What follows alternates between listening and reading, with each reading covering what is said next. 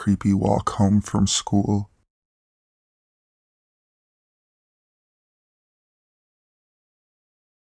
Hello, I'm new on here, and reading recent posts, it inspired me to share something that happened to me about a month ago.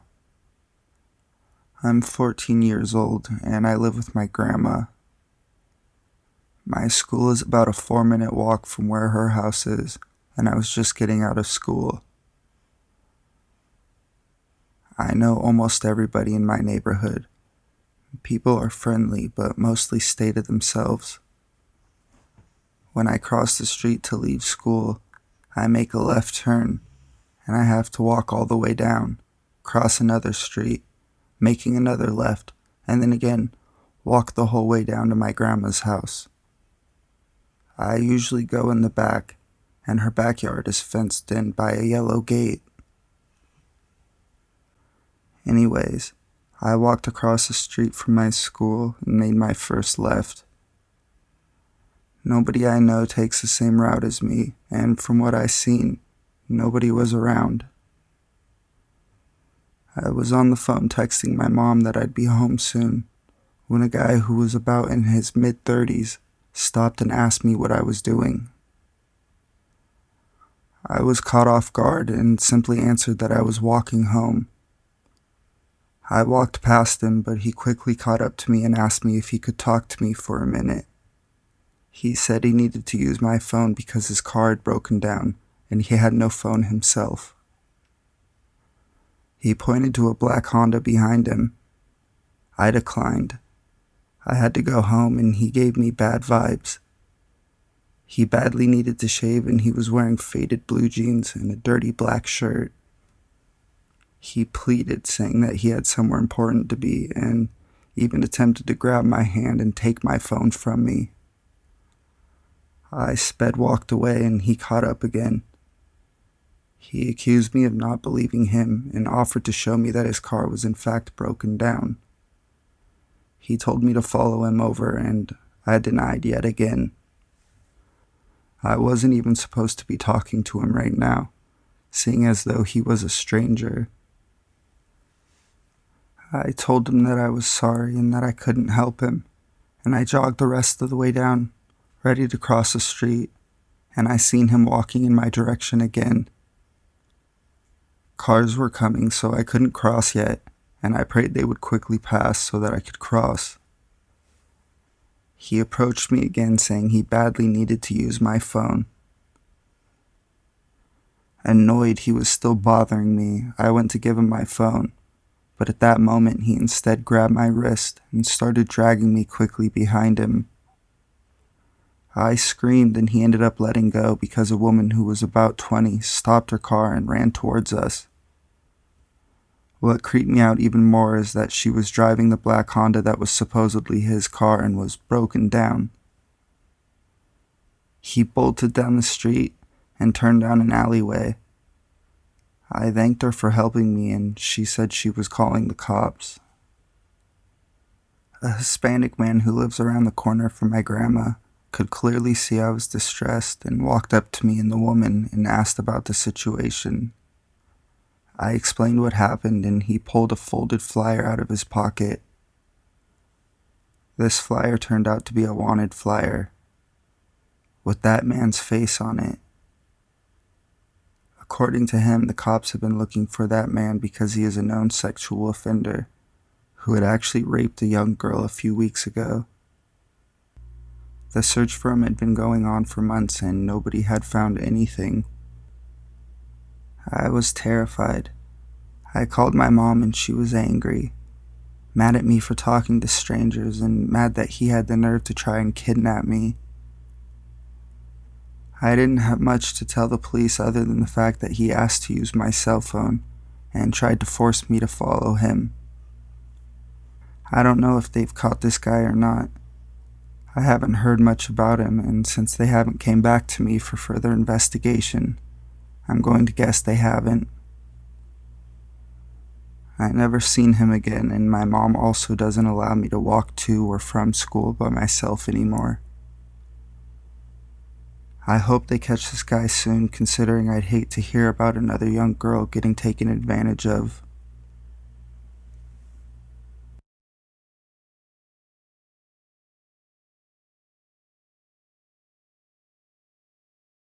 mentally ill psychic I spent the day with 6 years ago.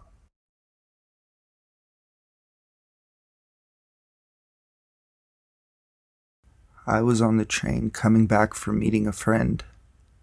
I was reading a book on occult magic, and this older guy sat next to me and said, "What's that you're reading?"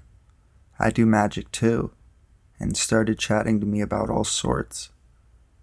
Occult areas in our town, Illuminati conspiracies. He was saying, "I can tell you're magic. I sensed it as I sat by you. I knew as soon as I boarded." He sounded really interesting with the things he was talking about. I felt really flattered and pleased with myself. I had been feeling lonely and down, and felt really proud of my power of attracting an interesting friend to chat to on the train who knew about occult stuff. I know it sounds seductive and creepy now, but he didn't seem creepy at all. He just seemed like a really intelligent, educated professor who was enthusiastic about magic and occult stuff, and to share his knowledge with someone. He seemed really wise sounding and spiritual, like a church pastor or Eckhart Tolle on TV. I just thought all my magic reading had manifested a new friend to chat to about stuff, so I agreed to meet with him for a coffee in the week. Also, he told me that he worked at the refugee center, and I told him I had applied for a job there, and he promised to get me in if I chatted to him.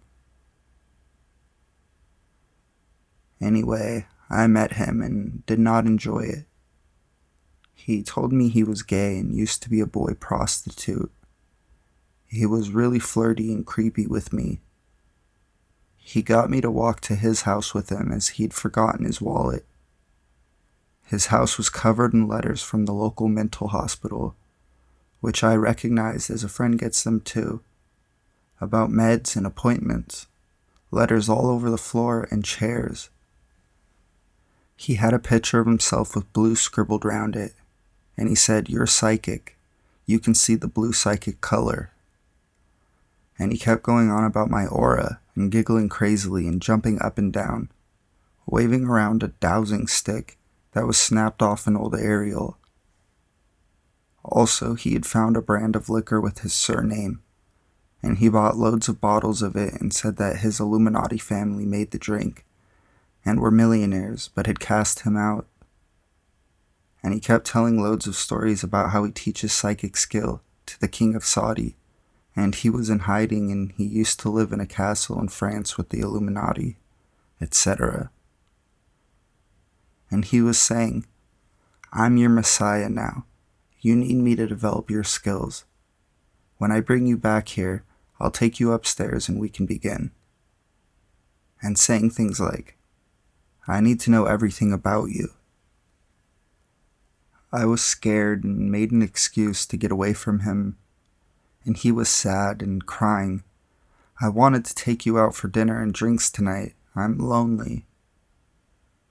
I was too scared and guilty to say I didn't want to see him again, so I just said I've got to go. He texted me that night with a list of philosophy books I need to read to start my learning. He didn't know anything about magic. He couldn't say more to me than just repeating, "I'm magic, but I can't tell you more till we begin training." He was really mentally ill. He kept talking for a half sentence, then giggling and forgetting what he was saying, trailing off all the time and muttering. I felt so dumb and disappointed. I know it sounds like I'm so naive, but he was so different when I met him. He just seemed like a calm, wise old professor who wanted to chat to someone about occult stuff. And he was saying on the train that he does work at the refugee center because he knows so much about Islam, and they all respect him. He sounded so clever and calm.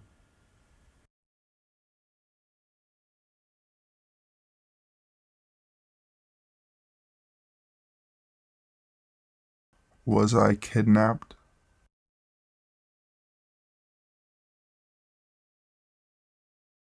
This happened about a year ago. A little info about myself. I'm a 19-year-old female. I am also very small. I am 4'11" and weigh 95 pounds, soaking wet. No, I don't have an eating disorder. My 11th grade year of high school is when this event took place. It was within the first 2 weeks of school, and I was a bus rider. We had a new bus driver. Me, being a very social person, I always thanked him for his service and was always super nice to him. And I believe that's where I messed up. One day after school, I was riding the bus. I was always one of the first to be dropped off, so when I realized I had been on the bus for an extra 10 minutes, I was a little curious, and just chalked it up to the fact that the bus routes get changed all the time. At this point, I must have been on the bus for about 30 minutes, and there are 2 kids left on the bus, an old friend of mine and of course myself. This friend of mine lived in a very remote location and there was absolutely no cell service out there, so when we dropped her off, I couldn't call my parents to let them know what was happening. As we were leaving this area, the bus driver pulled into a cemetery and told me to look out the window. When I did, I saw a torn to shreds baby deer. My whole body went into shutdown mode. I didn't know what to do. My initial reaction was to pull out my phone and call my parents when I remembered I had no signal. I immediately got up and ran to the back of the bus. Keep in mind, I'm the only kid on this bus. We sit by that deer for a good 10 minutes and the whole time I'm in the back and my blood is absolutely boiling. It was everything in me not to run off that bus and look for help. When we started to leave, he just started talking about random stuff, like how he loves his wife and loves his new job as a bus driver. The whole time he's barely paying attention to the road. I get on my phone and go to Google Maps. Thank God they work even without service. I realized my house was 15 minutes from where we were, and I was super excited to be going home soon. Boy, was I wrong. This jackass then decides to take a shit ton of back roads and keep talking to me. The while time I'm sitting in silence still, with no service on my phone. So about 20 to 25 minutes later, I started seeing landmarks that are around my neighborhood. I look down and there's service on my phone. I immediately call my dad, and he doesn't answer. Not even 2 minutes later, we pull into my neighborhood and he drops me off at my house. I wanted to run, but for some reason I just stood in my yard and stared at him, frozen in fear. Eventually he pulled off, and when he did, I took off running into my house. My parents were in their room freaking out about where I was. My mom started grilling me about where I was and what I was doing. I get out of school at 2:15 and got home around 4:40ish.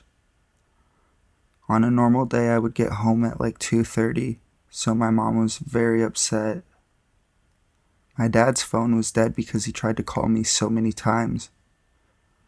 I began to cry and tell them everything that happened. My dad was furious and called my school and used my mom's phone to record the whole conversation between my dad, the principal, and myself.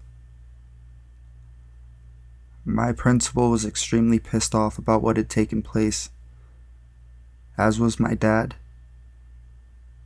My mother was just cuddling me and asking if I was okay and if anything else happened.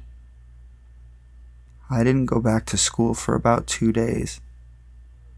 There was no formal investigation. The school handled it themselves.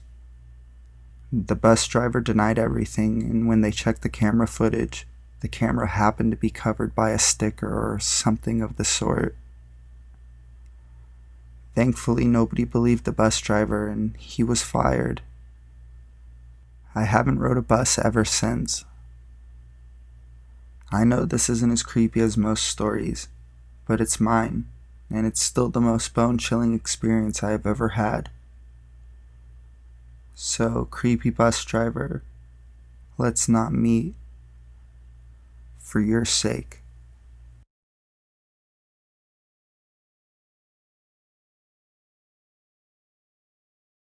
Lucky my sister was there.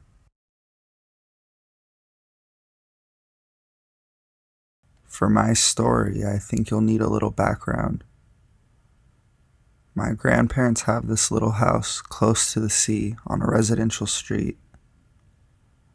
There, it's mostly full of old people, and in the summer full of kids, so it was quite a peaceful place where a kid could walk around without being afraid. Or so I thought. When I was maybe 6 or 7, my sister and I were home alone in this residential house, and none of my friends were out. My sister, being 3 years older than me, was watching TV and didn't want to play with me, so I took a ball and went out to play. A few minutes after, I got bored and sat at the entrance of the house, thinking and feeling a bit lonely. My sister's always been a bit paranoid. She usually would check up on me a couple times, but this time was different. She didn't want to watch TV anymore and sat by me. We talked and joked. Then we noticed a car speeding in the streets. We thought nothing of it except that those people were crazy to drive that fast. Then, a couple minutes later, we saw that same car pass again and again. At this point, my sister was freaking out, while I was confused as to why those people would pass again and again. I thought that maybe they took the wrong direction and got lost. Oh boy, was I wrong. The car passed one more time, but this time entered the residence and parked the car right in front of us. The windows were pitch black. My sister got up and so did I. The window rolled down, only to show 4 men in the car. One was driving and looked like he was the oldest. With a cigar in his mouth, he looked like he was in his 40s to 50s. And the 3 other men were between 19 and 27. They were all smoking and smiling at us. One of them looked super excited, looked me in the eyes and waved at me to come. Then they all started to call for me as my sister was opening the door. She pulled me in and closed it.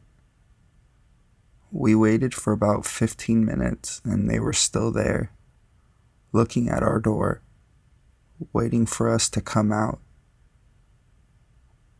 20 minutes later, they were gone. When I think about it, I'm seriously scared and thankful to my sister. But still, I wonder what would have happened if my sister didn't stop watching TV, or if those guys tried to break in.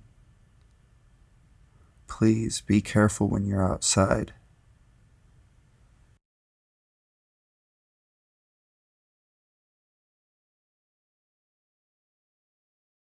Followed around campus.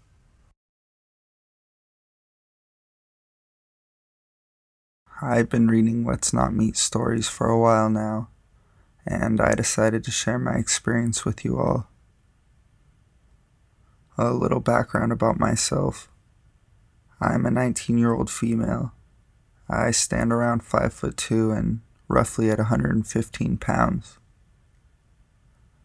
I am a sophomore at a university. Anyway, around midterms, a chemistry teacher decided to have a midterm review, so there were people from different chemistry classes. The room got crowded. I was with my best friend Leo. Leo and I noticed one of the students sitting next to me at a distance. I didn't care because the class was full anyways. During the review, I noticed that the guy was slowly scooting closer and closer to me. Note that I'm a bit claustrophobic. Leo noticed as well, and he told me to scoot closer to him, and so I did. Thus, the guy began staring at me. He is sitting next to me, on the right side. The board is also on the right side, so if I look up at the board, his face is there. I began getting creeped out. I made eye contact with him, and I shit you not, he gave me the creepiest fucking smile I have ever seen. Finally, the midterm review was over, and as I was getting my stuff ready to leave, the guy was standing at the door, staring at me with that same fucking smile. Leo notices and tells me to stay with him. As we were leaving, the guy noticed that Leo was not leaving my side, and left. Sadly, this wasn't my last encounter with this creep.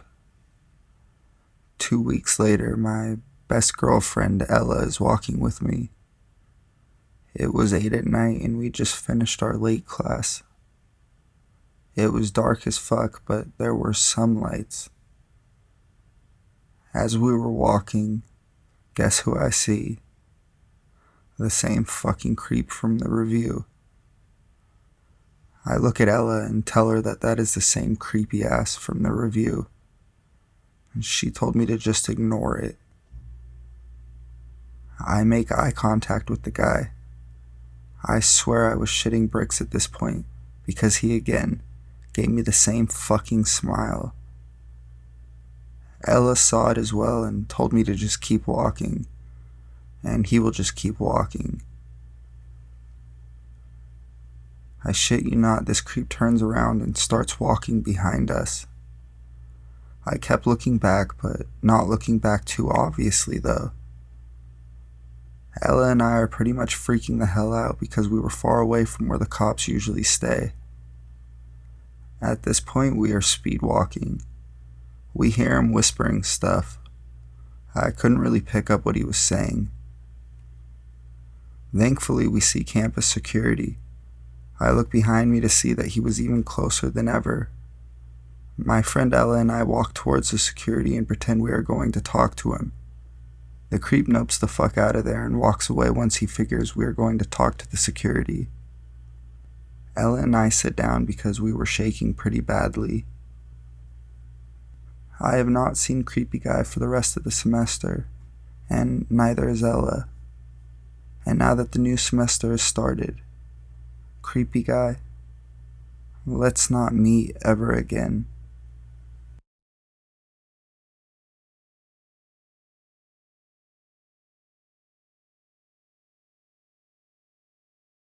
Creep has a photo of me.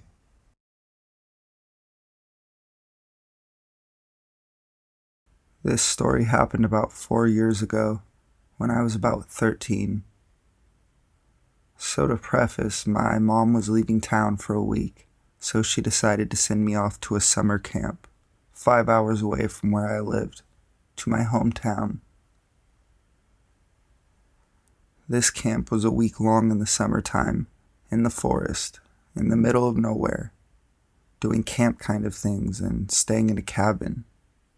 And we had to take biology class every day.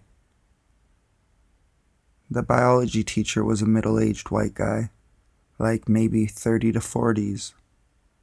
Nothing really extraordinary about him.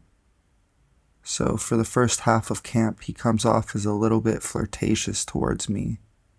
But I didn't really think much of it, because although creepy, no red flags had risen. So maybe 4 to 7 days into the camp, all of the kids and the teacher went to a beach at a lake a little ways away from our campsite to talk about the environment and whatnot. We had to walk there, which was about 30 minutes.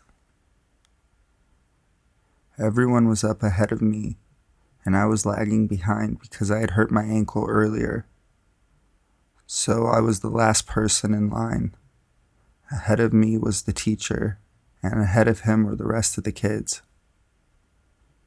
When we're walking along the beach, I notice the teacher turns his head around and he's staring at me and smiling.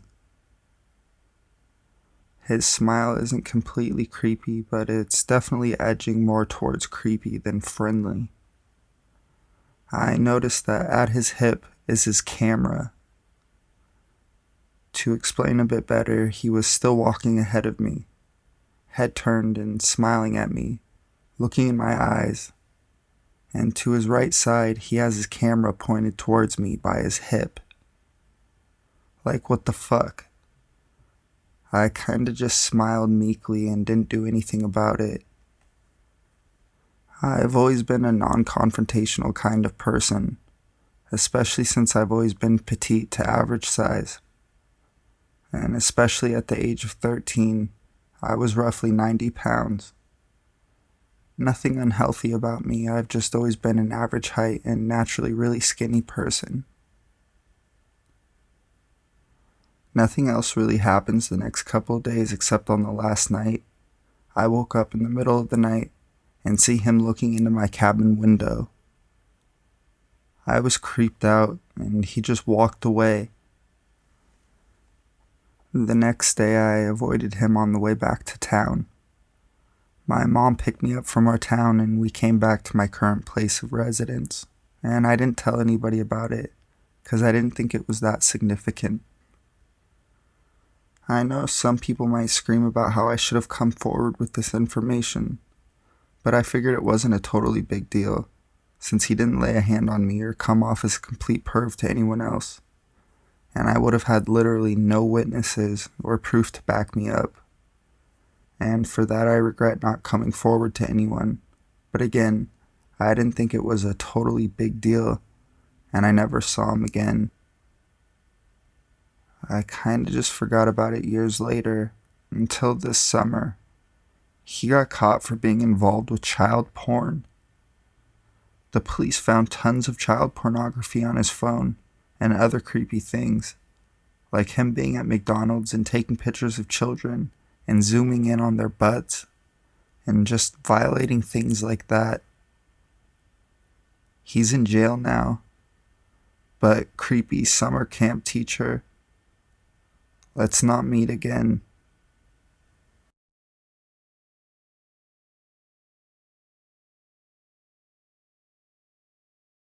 Man who got out of his car in traffic to yell at me.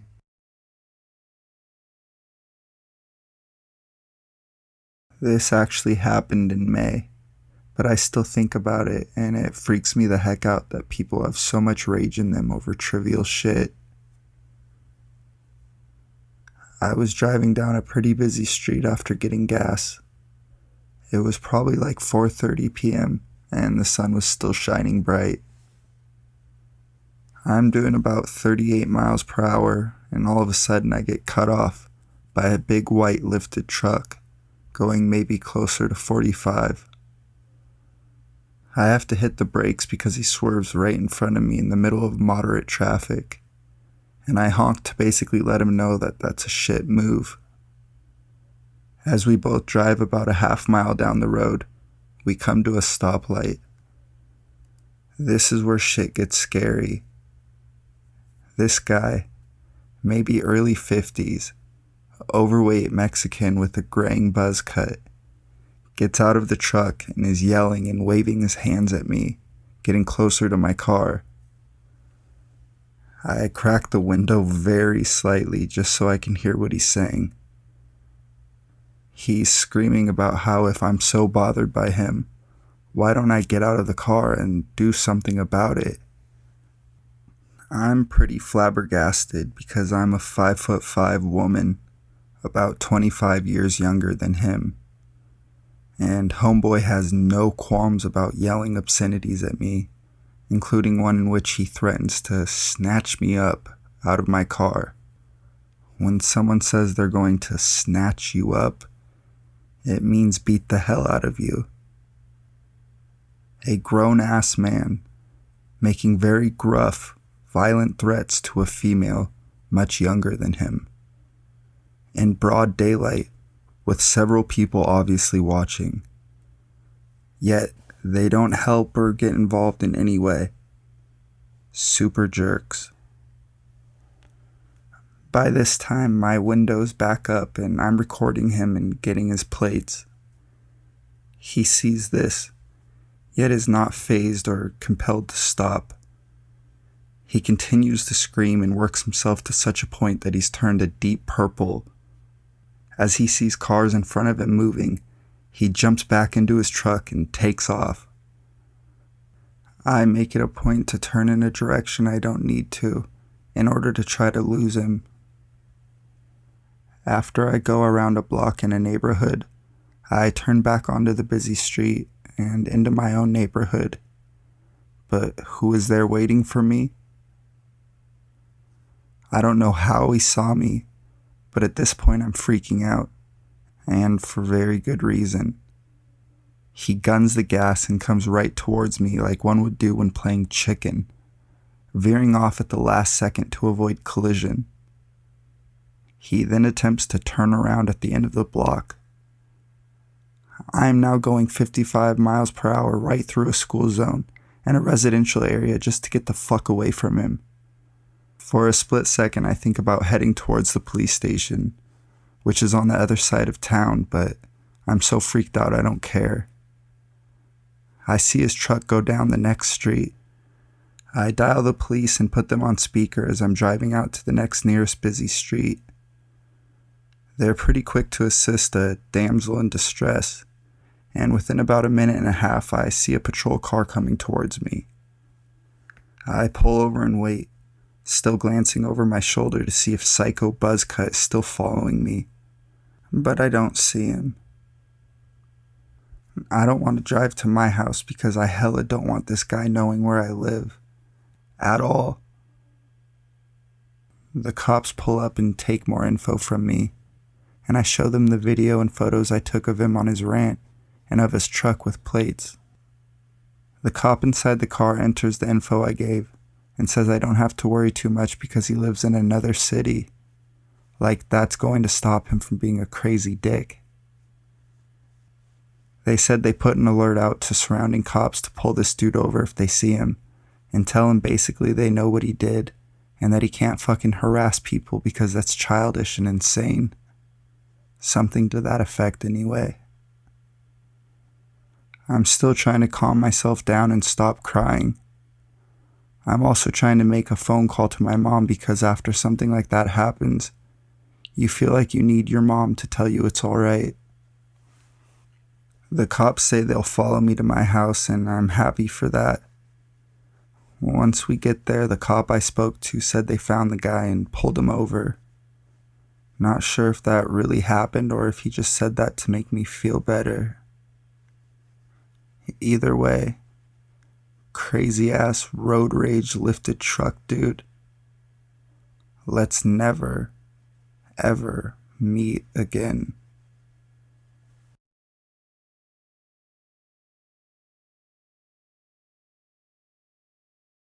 I think a nun tried to steal my baby.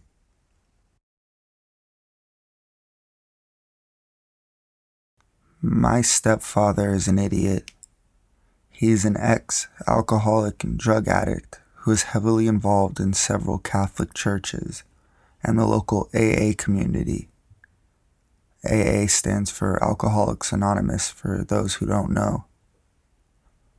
The drugs and alcohol must have seriously fried his brain because he still has really bad judgment and decision-making skills, especially when it comes to people.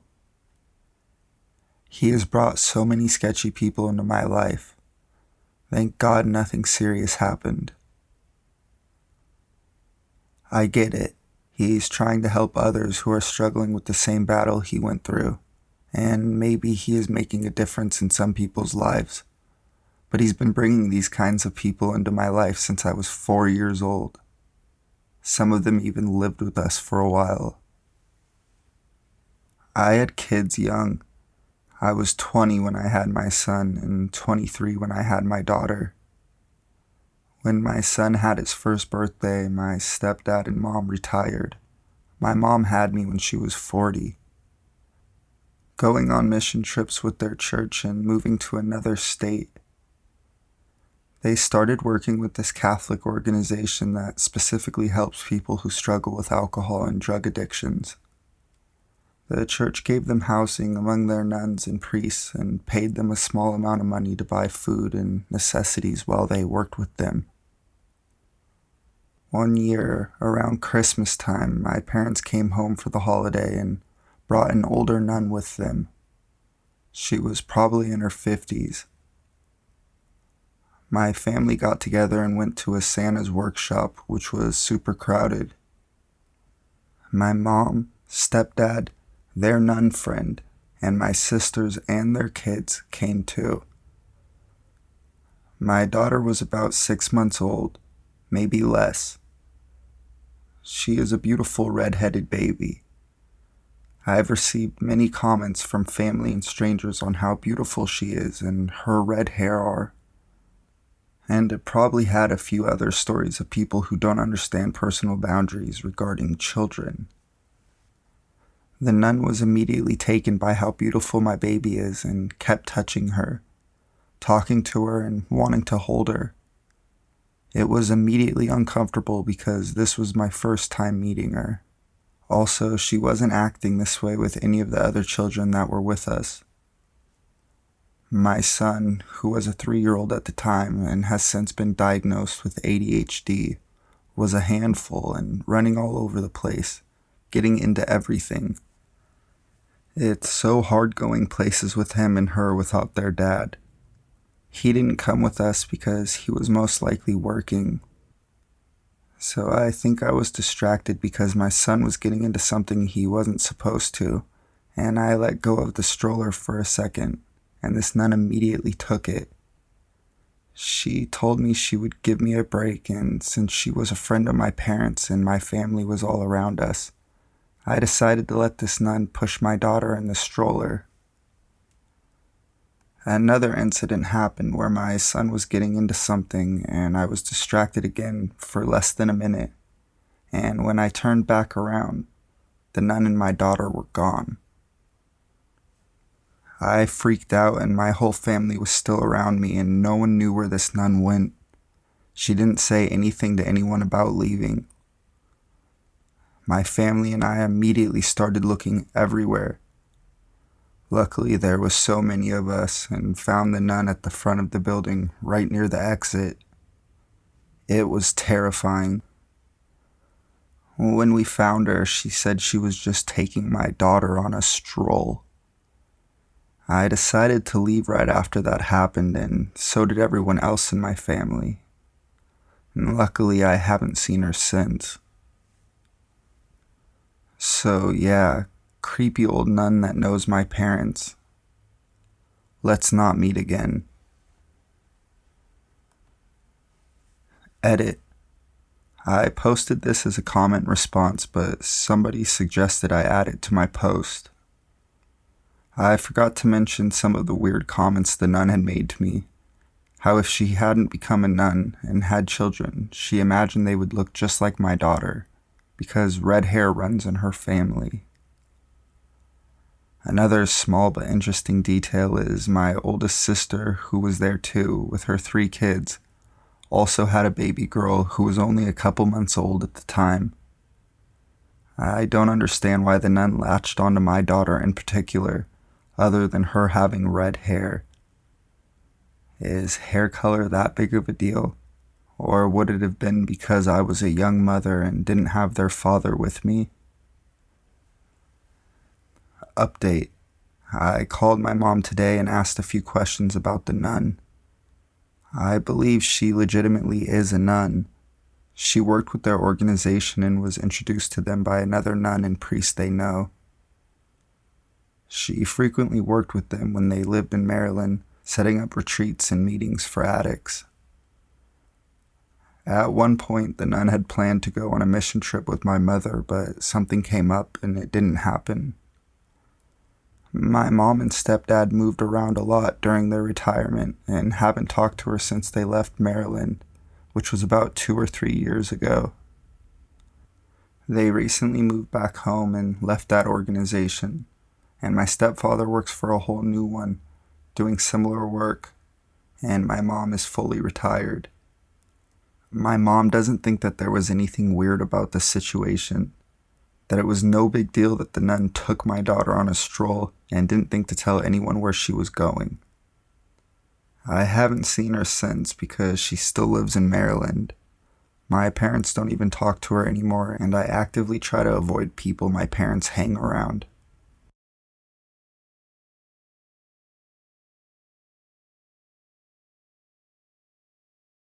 Car with headlights off parks and waits for me.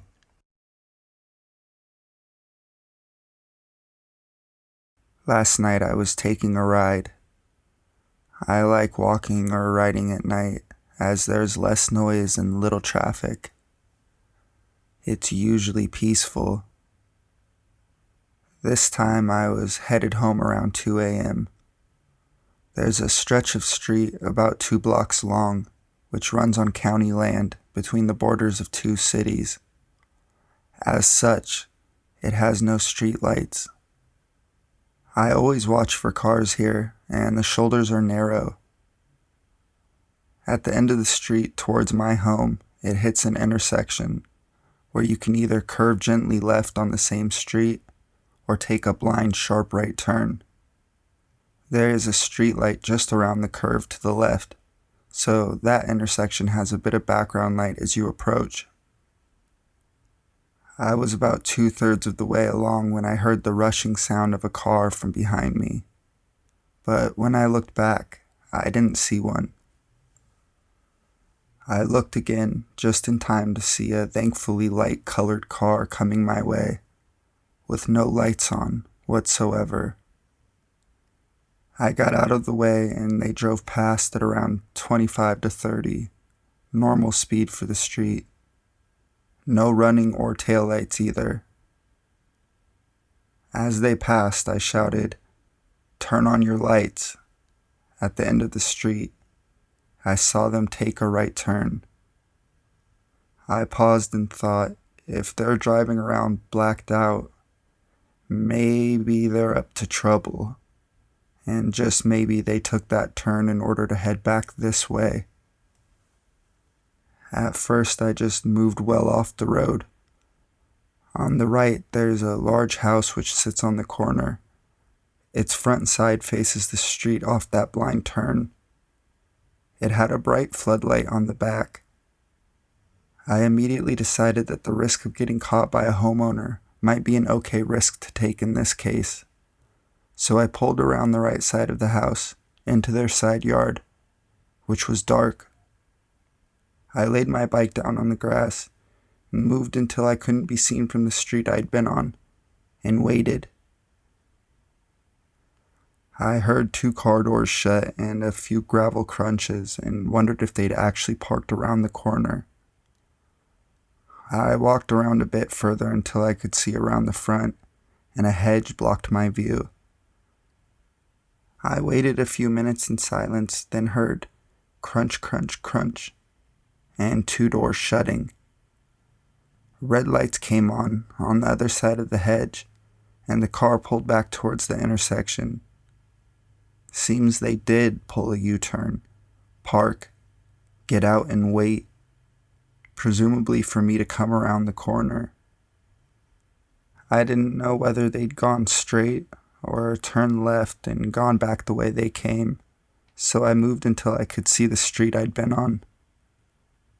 A few moments later, the car drove by very slowly, headlights on. I gave them several minutes to get all the way down, walked out to make sure they were gone, then rode home. Whatever they planned to do, from scare me to rob me to beat me, I thought it'd be best if I didn't find out. I guess they assumed I'd ride on up there and they'd pop out. My area is on the lower to middle end crime-wise, with most of it being vandalism, mail theft, gas siphoning, etc. But that's not to say that there aren't assholes wandering around, up to no good. But it took me a few moments in this case to go, wait a minute, If they're driving around with no lights at night, maybe they're not just being stupid today. Maybe they're doing it intentionally.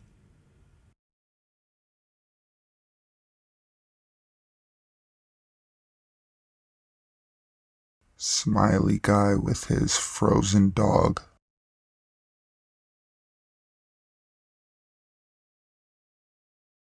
I'm new to Reddit and this is my first post, but I've been reading these stories for the past few days and thought I could share one of my own.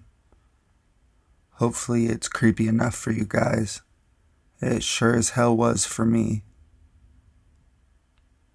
This happened about a year ago. I was 22 and in my final year of college. I'd been living in a loft apartment that was on the third floor of a house. Two other couples lived in the apartment below me.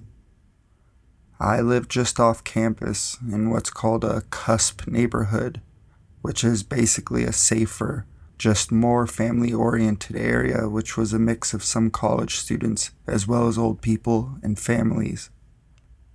Since my apartment was on the third floor, the door I used was around back with 2 flights of stairs going up to my apartment door.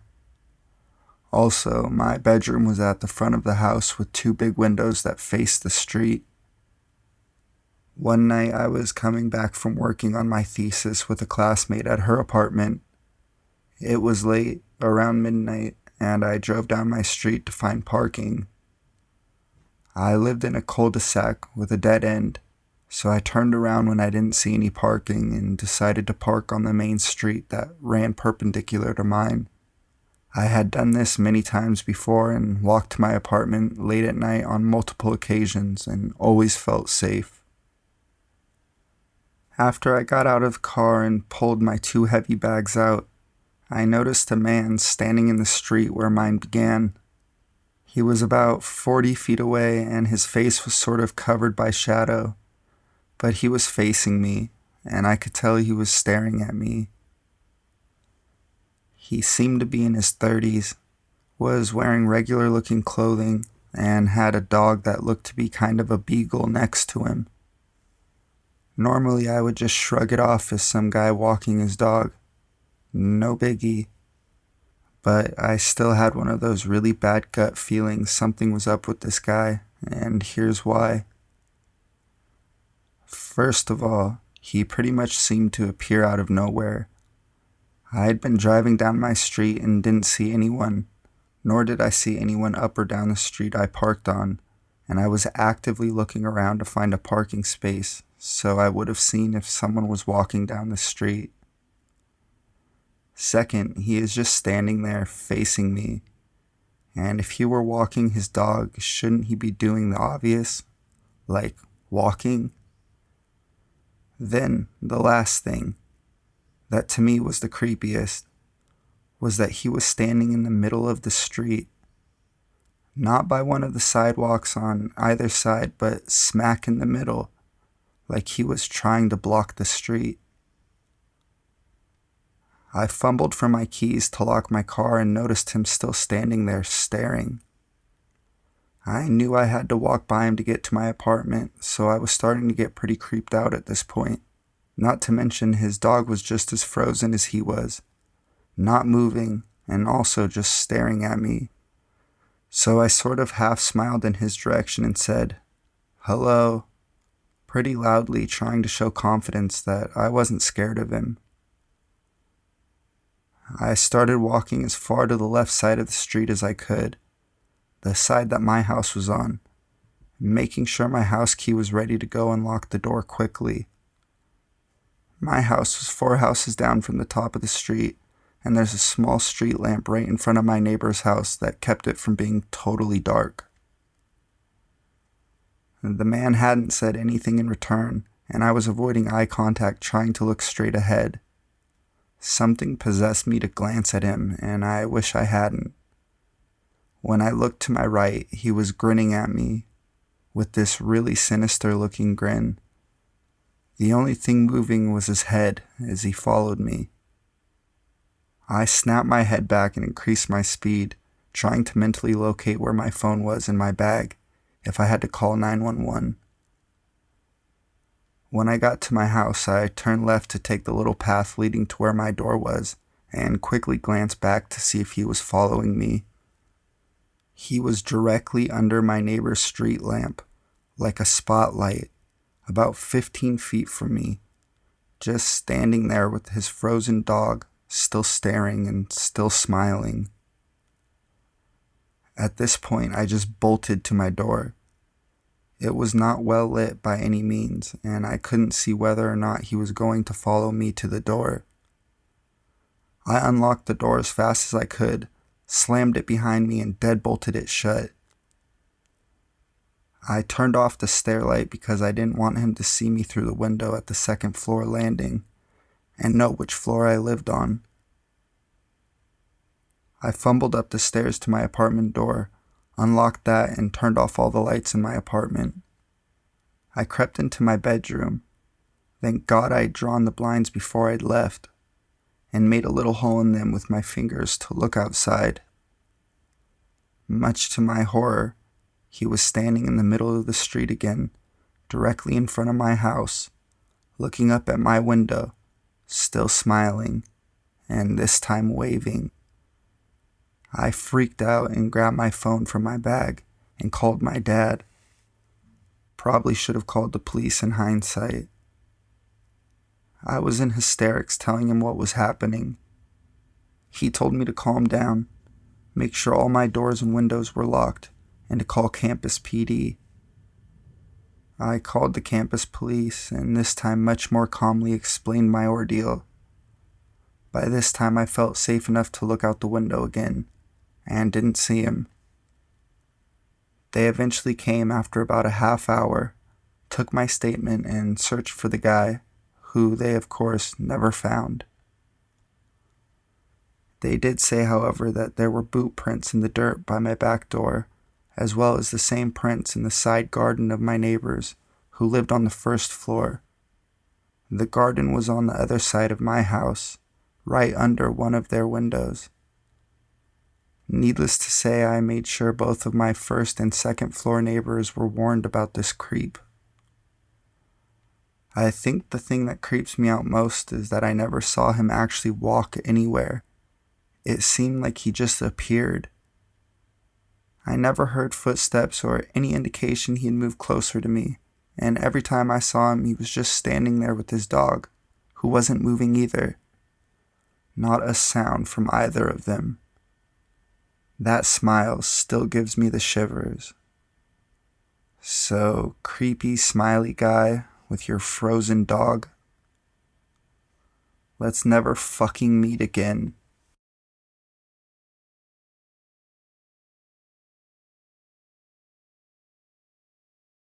You have a heart of gold. A few years ago, I was walking down the boardwalk of Venice Beach. I was interviewing for an internship in the area and decided to grab some dinner and go shopping. I did not have much growing up in life, and to this day, am extremely sensitive to folks who are down on their luck and are mentally ill. I firmly believe that kindness can go a long way. As most Southern Californians know, there is a huge homeless population on the beach, complete with panhandlers, as well as performers who hustle.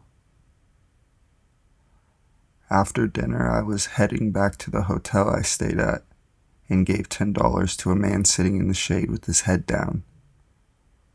In my opinion, he certainly appeared to be homeless.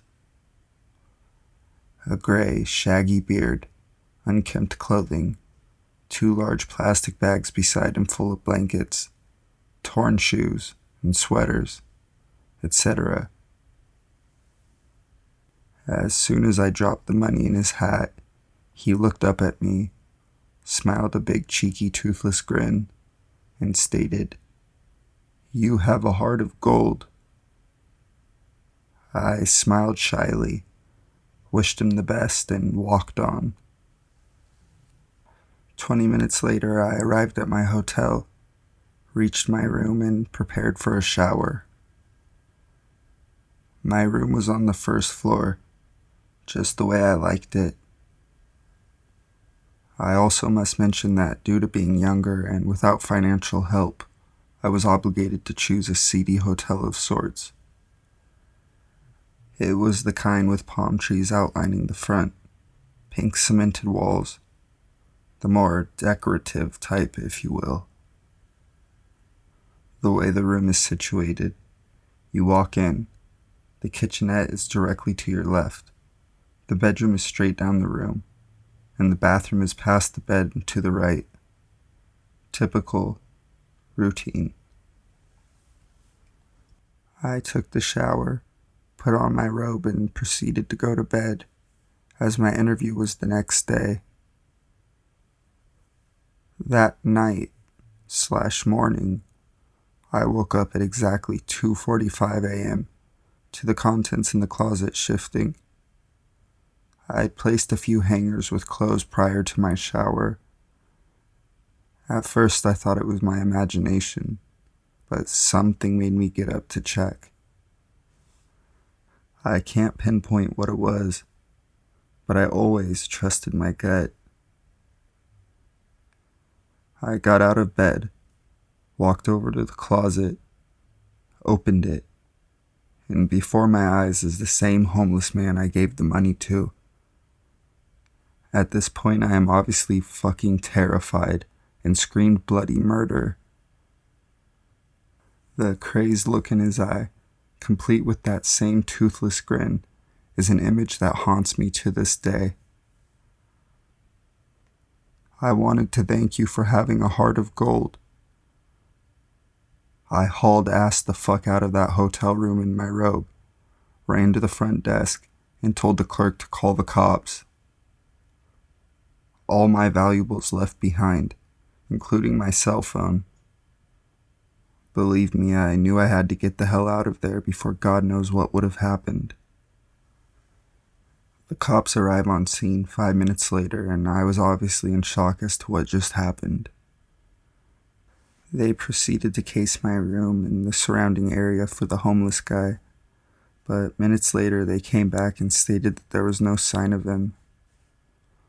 What they did see, however, was a broken window with glass shattered both in and out of the room, as well as a hammer right outside. I heard nothing. I was in the shower after all. My assumption is that he followed me back to my room after I gave him the money. Venice Beach is crowded at all hours of the day and night, and I was regrettably not vigilant. They never caught the guy, as he was most likely a roamer. I suffer from terrible anxiety and panic attacks because of what happened, but feel much better now. Please, everyone, I strongly urge you all to choose a safe and highly reputable hotel when staying the night somewhere, and check your closets, bathrooms, and hallways.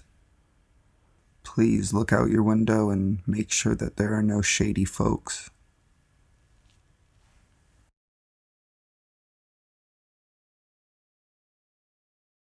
Almost kidnapped by same person.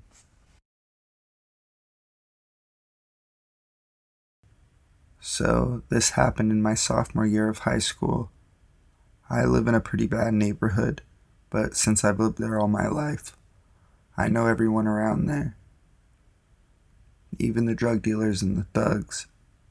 They watch out for me, since my mom used to be in a car gang. Where I live, we have trolleys, so I have to take a specific trolley to get home. Where I get off is probably known as one of the worst areas, but as I've said before, it's around the corner from my house, so I don't have any worries. I usually cut through this alley as a shortcut. Here's where it starts. I was walking toward the alley and a red Honda pulled up beside me. There were 3 men in the car. One was driving and 2 were in the back. He opened the passenger door and said, "Hey cutie, wanna take a ride with us?" I didn't respond because my mother always taught me not to respond to things like that. I walked into the alley and heard the man say, "Get her." I heard more car doors open and presumed it was the men in the back. I ran as fast as I could down the alley because it leads to my street. I didn't look back until I got to my door. About a week passes and I didn't see the car or the men, but I clearly remembered their faces. As usual, I was walking home from the trolley, heading to the alley. You'd think I would have learned my lesson from walking in the alley alone, but no, I didn't. While I'm walking, I see a parked red Honda. I didn't see anyone in it, and it wasn't on, so I didn't think anything of it until I feel someone grab my arm. I screamed as loud as I could. It was the same guy and the other two hiding in the crevice of a wall. I bit his arm. He let go, and I ran. This time, I told my mom and she was furious. We filed a report, but the men were never found. Every time I see a red Honda, I get anxious.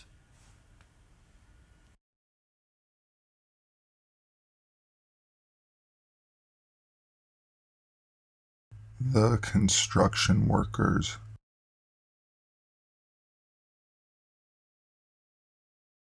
Okay, I've been engrossed in this subreddit and I've decided to share a creepy experience with you guys.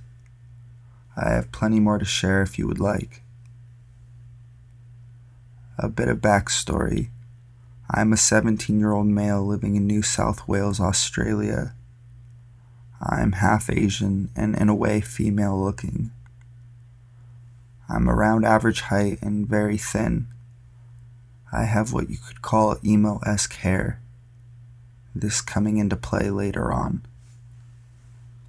So this happened about 2 days ago. I live in a typical Australian suburb. Nothing out of the ordinary. In Australia where I live, there is a lot of heavily wooded areas as well as very swampy areas. So here it goes. Me and all my wisdom decided to go for a walk. The area I went isn't frequently traveled to as it is very rural for the city I live in. It is where the new housing estates are getting built. I love this area as it is so picturesque and quiet. Now I'm walking along, listening to music. It's about 40-ish minutes from my house to there, and you have to go through a lot of bushland. I should mention my neighborhood backs onto an industrial estate which is in decline. I walk there, it's quite a normal day until I see a bunch of what look like construction workers talking to each other, occasionally glancing at me. I thought nothing of it and kept on my merry way. Now this area, my safe haven, is on the fringe of what used to be industry and new houses. Where I always sat and looked into the distance, there was always a fence. I never went past it because of the barbed wire on the top. That day I felt adventurous and saw there was a gap in the fence that led beyond. I checked on the workers in case they saw me and they were gone. So I went through. This is where it began. I walked for a solid 7 minutes into the area when I sat in the grass. It's about up to my waist tall, to admire the view, when I heard in a male's voice, "Where the fuck did it get to?" I was a little freaked out as this was a reserve, and I thought I was caught, so I dashed away into taller grass. Another male said, "We know you're here. Come out, you're not in trouble." I was in full panic mode. Like, who would say that to someone, especially a stranger? I glanced at the people calling out for me, and no surprise, they were the fucking workers from the site. I assumed they must have followed me. Come out, little rabbit. We won't hurt you." "Well, not that much," said a raspy female-sounding voice. I glanced at these workers, and one of them had a roll of duct tape, another a rope, and the female had a large wrench. I was taught as a kid on how to get away from strangers in cars, but nothing of this fucking caliber. I grab a piece of large sandstone from the ground. It's light and everywhere where I live. I hurl it into the grass far away from me. They go running. Stupid fucktards, I thought to myself. I book it down through long grass and climb the fence into the industrial estate. As I'm over the fence, I see the workers on top of the hill pointing at me.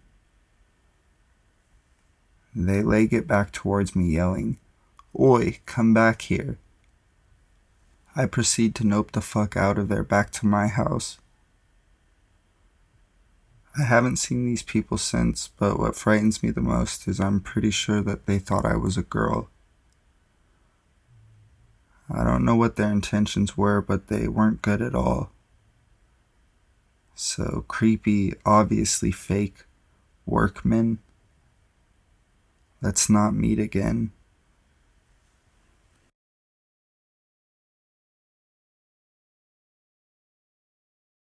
The old woman.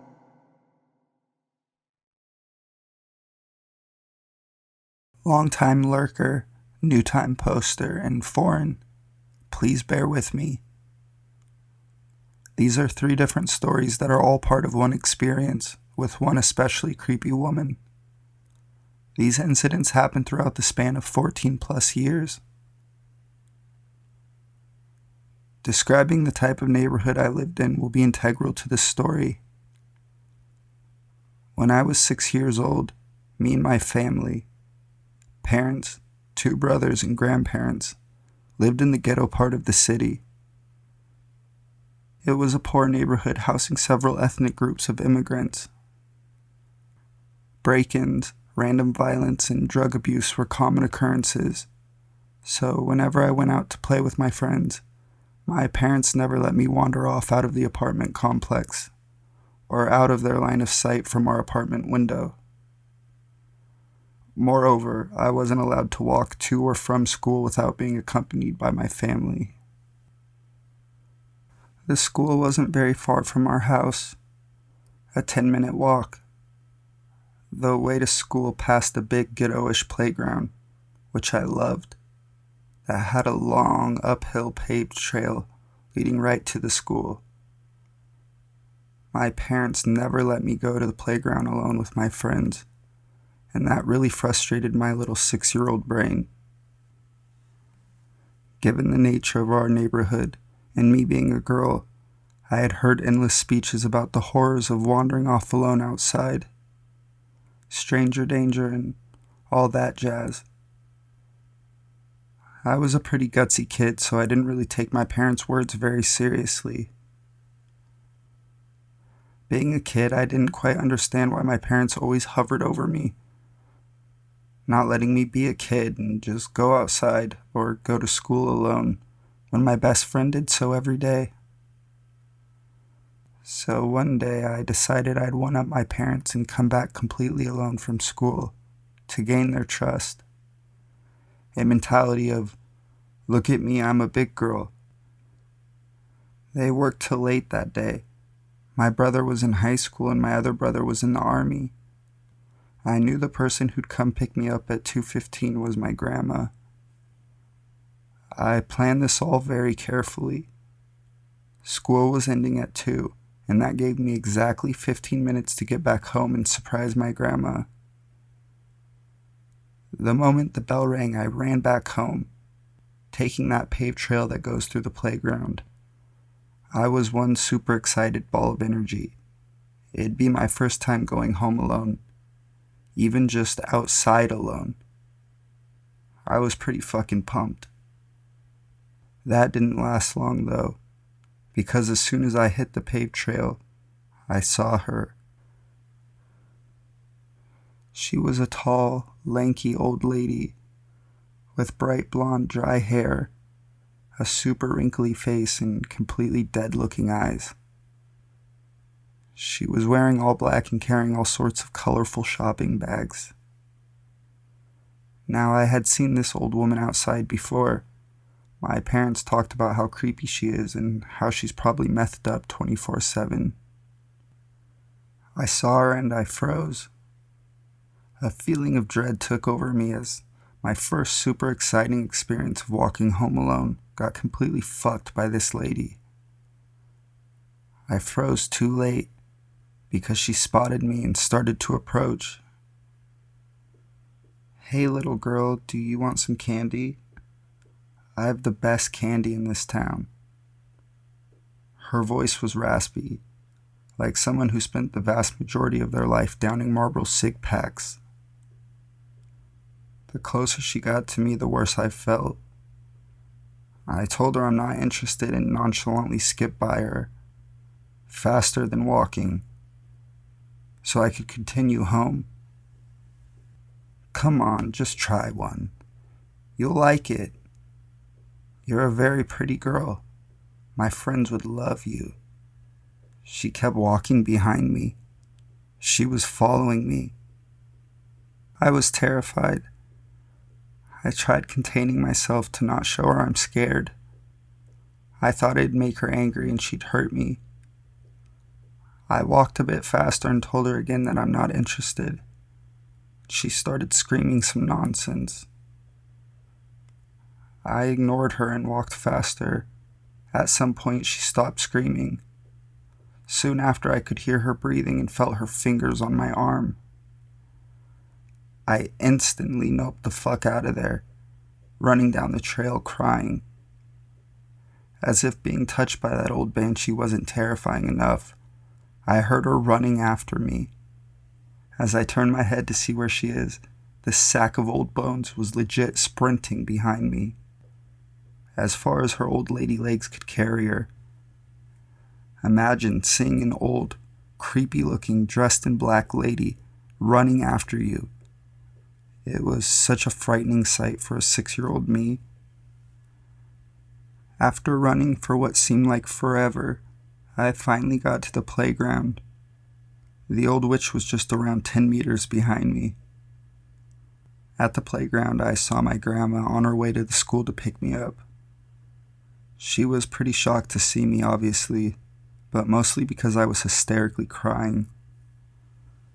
I pointed at the old lady who was now trying to make it seem as if she was lightly jogging, and told my grandma about the candy and the chasing.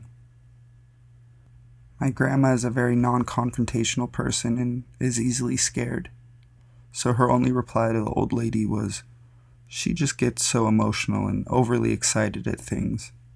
Greeted her with goodbye and took me home. The old lady just stood there as we walked away, waving at me and staring at me, smiling a creepy, meth-teeth smile. That was my first encounter with her. The other times I saw her outside were when I went somewhere with my parents. She always stared at me, waved, and smiled. Fast forward to my 15-year-old self. I am chilling at my grandma's in the same neighborhood. My parents and I moved to a far better neighborhood when I was 12, and I was coming by my grandma's house every day for music theory lessons. Grandma used to be some sort of big pianist in the old Soviet Russia. Someone knocks at the door. Grandma, being the extremely paranoid person she is, bolts it and looks through the peephole. Guess who it is? Ye old meth banshee. Grandma proceeded to ask for her intentions through the door. Ye old meth banshee claimed she couldn't hear her well through the door and to open it, now knocking a tad more furiously. My grandpa was sleeping at the time, and waking him was something neither of us wanted. He suffered a stroke and needed long hours of sleep. So she opened the door, just as far as the chains on the bolt would let her. Creepy old lady pokes her face through the door, offering to sell us some motherfucking eggs. We're both already thoroughly spooked by this woman and so kind of rejected her offer of eggs. The decrepit cunt wouldn't let us off the hook so easily, though.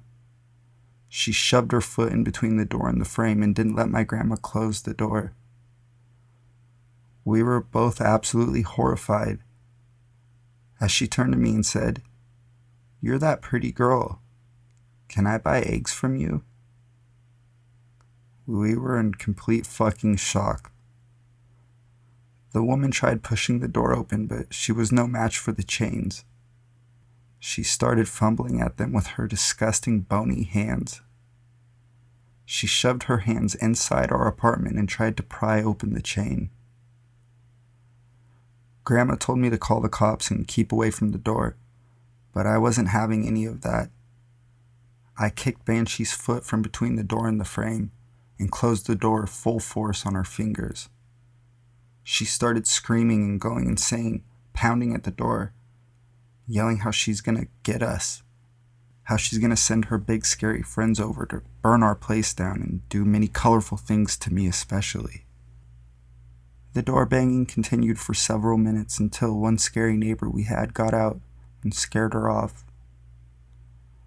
My grandma didn't leave the house for a week after that incident and got even more paranoid every time I came by. My last close encounter with that creepy woman took place a year ago. I was 20 at the time, driving back to my old shady neighborhood to pick up my grandma for grocery shopping. I parked my car in the dimly lit parking lot and waited for her to come down. Having an instilled by my parents superb paranoia, I always lock my car doors, which proved to be very helpful that night. It was around 9 p.m., very dark. Only one street light was working, and very quiet. I got that weird being watched type of feeling, so I turned off my flamboyant K-pop music and sat there silently, watching. I could make out a lanky, dark figure coming towards my car, and would you know it, it's her again, looking exactly the same as 5 years ago and 14 years ago. Dressed in black, bright blonde hair, same exact shopping bags. She got close to my car and tapped on the window on the passenger's side.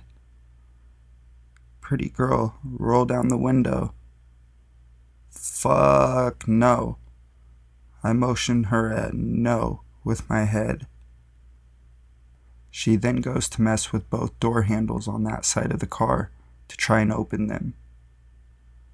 Fuck me sideways. When her druggy brain processed the fact that the doors were locked, she slowly walked to the other side of my car, my side, dragging her hand on it as she goes. She taps on my window and tells me she needs a ride to the hospital. I tell her no, to which her response is messing with the door handles on this side. I am thoroughly freaked out. I see my grandma behind my clearly friendly meth banshee, coming in the parking lot. She sees what's happening and freezes. I text my grandma to silently approach the car from the other side and quickly get in, while I entertain creepy woman and simultaneously reach to open the passenger door. That she does, and our plan works without a hitch. We're both safe and sound inside the car. Problem was, my trunk isn't locked. It can only be locked manually with a key, and we only bother to do so when the car is parked outside, not when we're driving. Meth Grandma was enraged, yelling at me that I'm rude, going through the "my gang will fuck you up" routine. She stands close to the car and I'm scared of running over her foot, God forbid I have to pay her insurance money.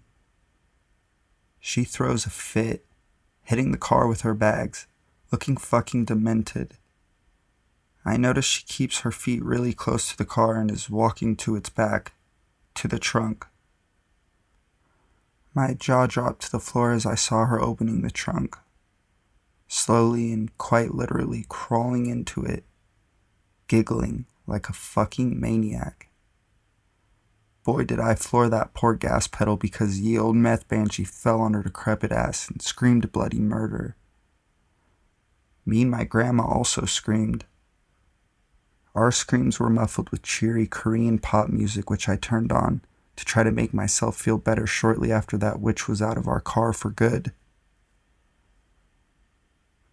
Creepy meth grandma had a name befitting her creepy nature. Lena. Everyone in the neighborhood knew her as the local creeper. Apparently, she was in and out of prison and frequented a mental asylum. She wasn't harmless per se. She was known for some violent fits, but there was no record of her actually hurting someone. The closest thing being making me and all the neighborhood kids quite literally shit our pants. What was and still is the most disturbing feature of Lena is the fact that her image never changes. She always wears the same clothes, looks exactly the same as she did 15 years ago, and even carries the exact same bags. It's like a monster out of a fairy tale. It will always appear the same in your head no matter how much time passed since you read its story. I never saw Lena again ever since our last encounter, but I heard she popped up here and there around town. My feelings towards her are mixed. She terrified me as a kid, but the older I grew, the more I pitied her. She was just an old woman who was, and is, completely batshit insane, off her rocker and probably addicted to several kinds of drugs.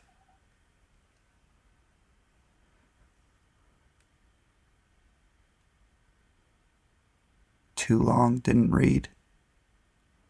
Old batshit insane woman traumatizes me for life. Exorcist crawls into my car and learns lesson about gravity.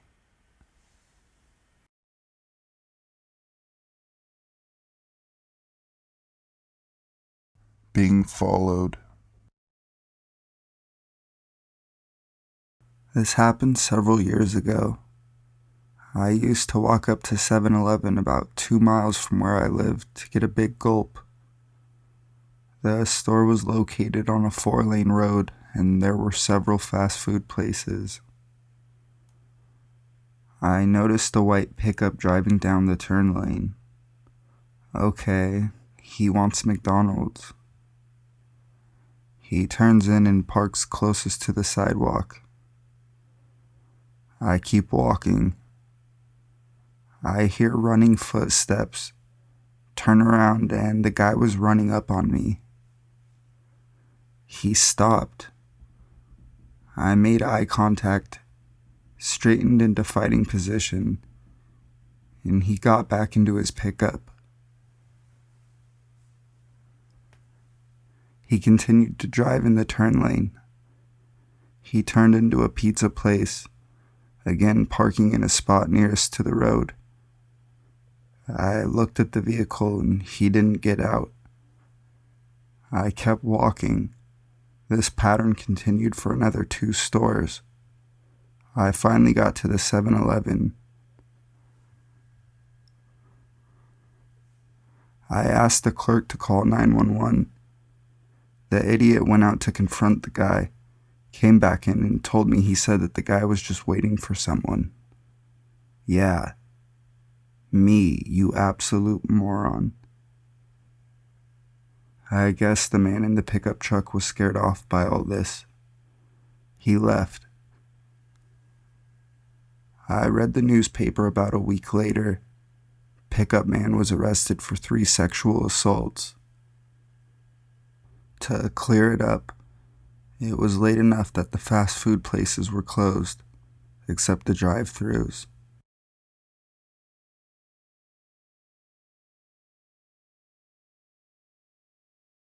Footsteps in the dark.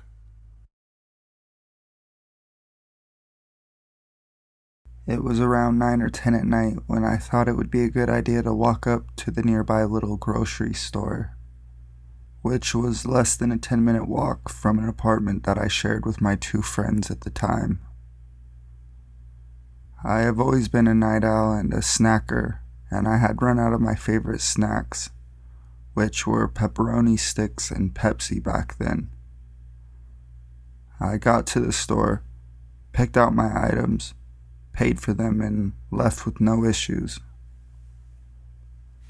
I was about halfway up the street when I felt a prickling sensation on the back of my neck, as if someone were watching me.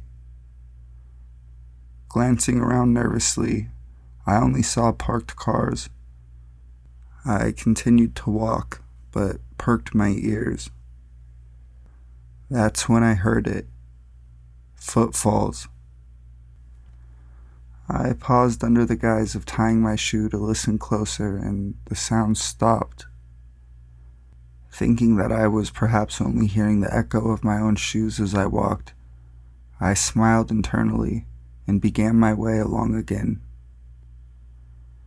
Then I realized my own footfalls made no echo, probably due to the soft-soled Keds I was sporting at the time, and that, after a moment, the sound of footsteps I had heard before started up again.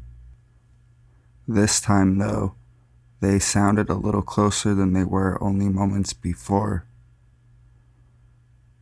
I nearly jumped out of my skin when I felt someone coming up behind me and turned to see a young blonde man who looked a few years older than I was at the time. He apologized for startling me, and, looking across the street for a second, he asked if he could walk with me. I didn't get any creepy vibes off of him, and the strange footsteps were still sounding behind us as we walked, and making my skin prickle. So I agreed. We were nearly to my street when he said, "I didn't want to say anything and freak you out or anything, but the reason I asked to walk with you was I saw a man following you for the last 2 or 3 blocks, carrying a crowbar." Not his exact words, but an approximation of what I can remember. Author's note. That young man was named Paul, and he had been a student attending a nearby college, and he ended up becoming friends with myself and my friends in the area at the time. The crowbar creeper, I guess, decided it was too much trouble, now that his would-be prey was no longer walking alone, because I've never heard from him again. But strange footsteps on a street in the quiet of the night always gave me the willies after that.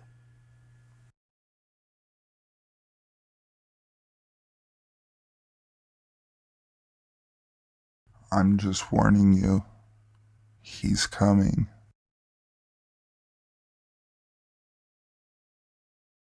I'm on mobile, so I apologize for the formatting.